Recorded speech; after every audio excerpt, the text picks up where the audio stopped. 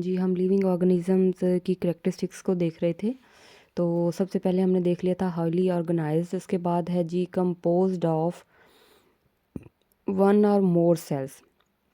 It means के composed of one cells prokaryotes के बारे में बात हो रही है जो कि यूनिसेलुलर होते हैं। इसकी एग्जांपल दी गई है बैक्टीरिया, यीस्ट वगैरह की हमने एग्जांपल लिखी है क्योंकि ये सिंगल सेल्ड ऑर्गेनिज़म्स हैं।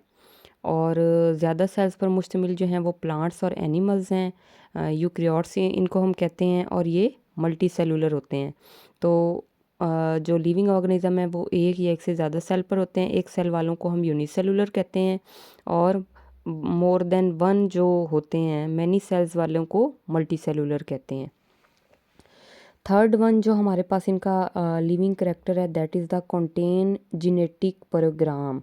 इट मीन्स कि इनके अंदर जेनेटिक से ही आपको पता चल गया कि ये डीएनए कंसिस्टिंग होते हैं। डीएनए मीन्स के विरासती मादा, डीऑक्सी राइबो न्यूक्लिक एसिड। कुछ ऑर्गेनिजम्स जो प्रोकैरियोटिक हैं उनमें आरएनए पाया जाता है, यूकैरियोटिक में डीएनए पाया जाता है।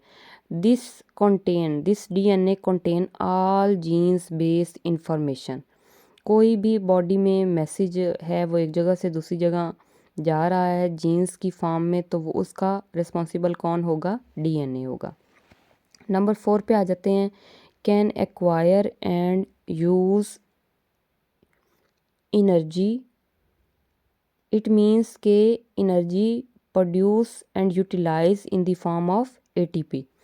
जो ज़िंदा जानदार हैं वो एनर्जी को एक्वायर भी कर रहे होते हैं, हासिल कर रहे होते हैं, यूज़ एनर्जी इस्तेमाल भी कर रहे होते हैं, बना भी रहे होते हैं और साथ साथ उसको यूटिलाइज भी कर रहे होते हैं। किस सेंस में? In the form of ATP, adenosine triphosphate which is highly energy currency की फॉर्म में। उसके बाद हमारे पास फर्दर करेक्टरिस्टिक्स है। Can carry out numerous chemical reactions collectively called metabolic. अच्छा, लिविंग थिंग्स जो होती हैं उनके अंदर बहुत से मेटाबॉलिक रिएक्शंस हो रहे होते हैं, केमिकल रिएक्शंस मेटाबॉलिकली, जो कि डिवाइड कर दी जाते हैं आगे दो चीज़ों में, एनाबॉलिक और कैटाबॉलिक। एनाबॉलिक में ये होता है कि सिंपलर मॉलिक्यूल को कंबाइन करके एक बड़ा मॉलिक्यूल बना देते हैं। कैटाबॉलिक में उस बड़े मॉलिक्यूल को तोड़ते हैं और एनर्जी रिलीज़ होती है जो कि हमारी बॉडी की एक्टिविटीज़ में इस्तेमाल होती है। उसके बाद लिविंग ऑर्गेनिज्म की करेक्टरिस्टिक्स है कि वो ग्रो कर सकते हैं साइज़ में। अब नॉन लिविंग थिंग्स हैं वो उनका तो साइज़ नहीं बढ़ता, लेकिन लिविंग थिंग्स का बढ़ता है।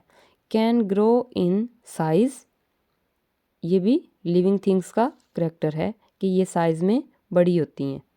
जैसे कि ह्यूमन बीइंग है, जब वो बेबी बॉर्न होता है, छोटा होता है, Aahista Aahista with the passage of time वो लिविंग थिंग्स होता है, वो एक ग्रोइंग एज के अंदर ग्रो करता जाता है। इसके अलावा और भी जो भी लिविंग ऑर्गेनिज्म इन्वायरमेंट में एग्जिस्ट करते हैं they can grow in size because life exist in them.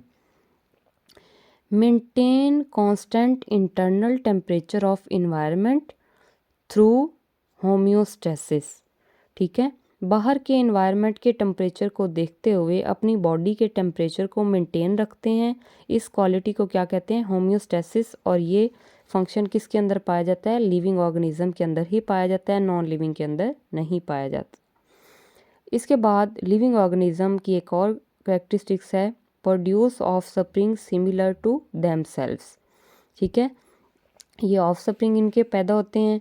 Respond to changes in environment में जो भी चेंजेस हो रहा होता है हमारी बॉडी उन फ्लक्चुएशन के साथ एडजस्ट कर रही होती है। जैसा कि अगर समर का सीज़न है तो हमारी बॉडी का टेम्परेचर उस हिसाब से एडजस्ट कर लेता है खुद को, और अगर बहुत ज़्यादा विंटर है जैसा कि कूलिंग का सीज़न है तो उसके साथ एडजस्ट कर लेता है।